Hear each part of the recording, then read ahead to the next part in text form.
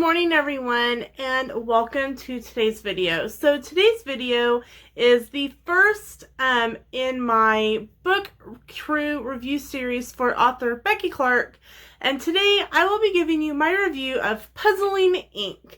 And so let's get started.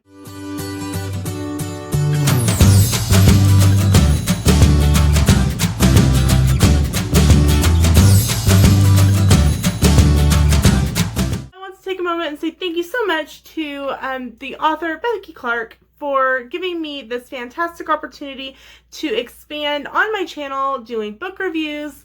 You can find all of her contact information, how to find her, in the description below. And I also want to say welcome to anyone who is new to the channel who is here for the book reviews. So the book starts out with our heroine, or our lead character, Quinn. Quinn is working on a crossword puzzle, and Quinn creates crossword puzzles anonymously for a local paper. Quinn has had some problems in her past, I think as we all do, and Quinn has OCD, and that is a main part of the storyline going through it. Also, Quinn has some depression. Quinn is on medication, and we don't really know what the medication is for, though you get little bits and pieces of depression and OCD and other factors that fall into it. And I just want to take a moment to say that if you are feeling depressed or you are feeling overwhelmed, please contact someone for help. And I have put the information for depression crisis hotlines in the description below. If you need help, reach out and get it.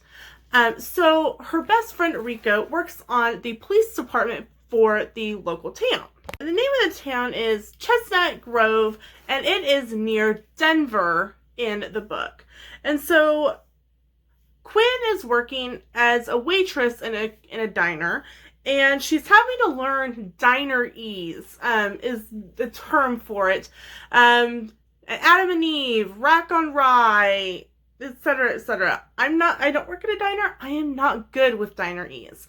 But she is working on learning dinerese, and her boss, Jake, is trying to, he'll throw them at her, like, what are you,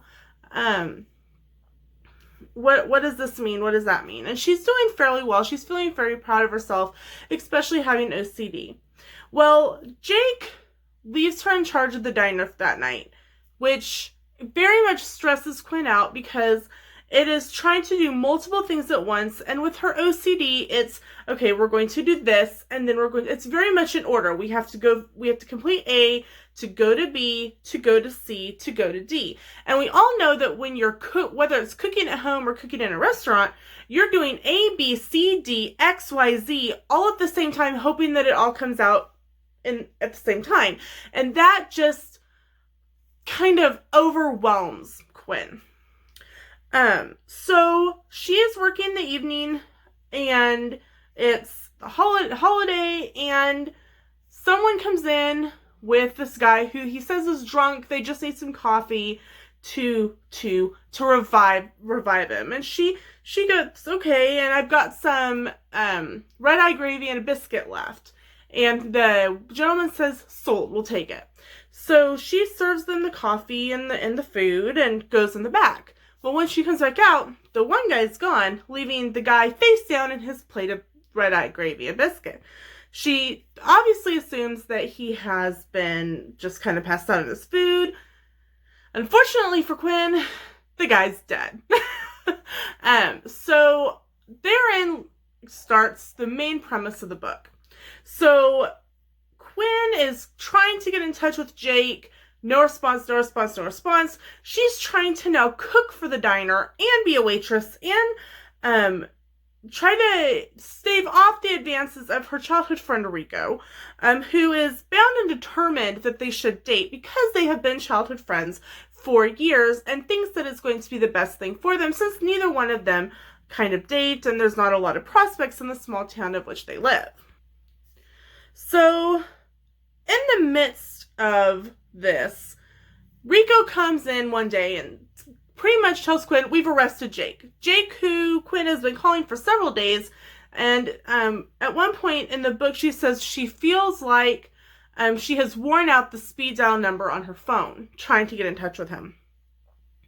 And he is in jail. So now he is pressuring her to make sure that the diner is staying open. She's trying to figure out how to help him because he claims he's innocent. And the chief of police is a typical small town police chief who doesn't want a big murder pretty much hitting the newspaper of the big towns because they want to keep their small town low crime rate. Not philosophy. Philosophy is not the right word I'm looking for. Image is the word I was wanting.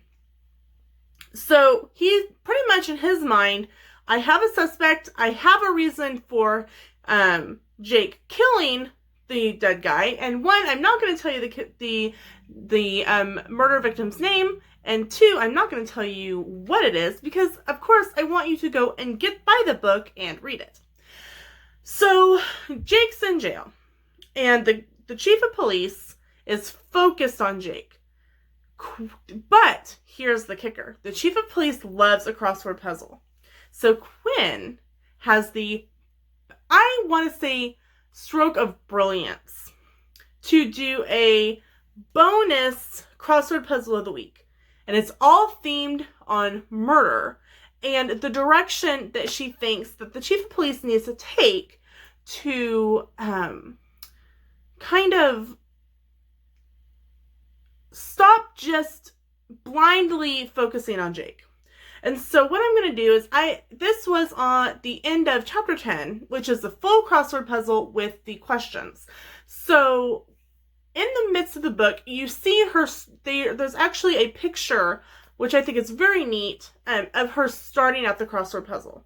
So right now, I'm going to insert a quick picture of the crossword puzzle so that you can see what the finished project that Quinn creates looks like.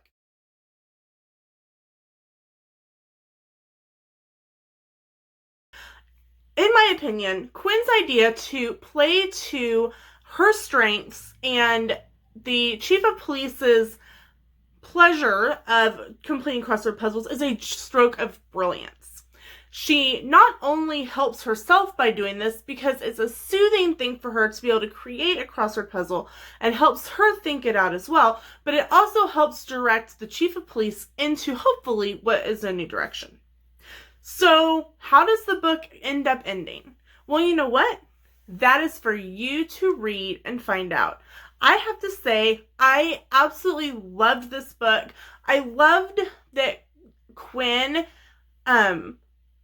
didn't shy away from, and the author didn't shy away from sharing Quinn's her issues with her OCD and how it kind of overcompassed everything in her life, and talked about what her soothing mechanisms were for Quinn. Like one time it talks about how she had to tap each of her fingers to her thumbs 3 times on each hand before she kind of was able to calm down.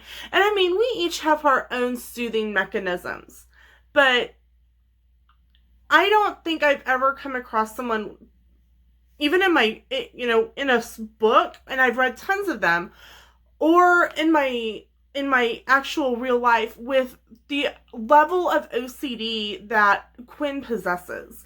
And so I can't wait to read the next book with Quinn and Rico and everyone. And you know what? I would rate this book a 10 out of 10. So guys, thank you so much for coming and listening to my review of this book.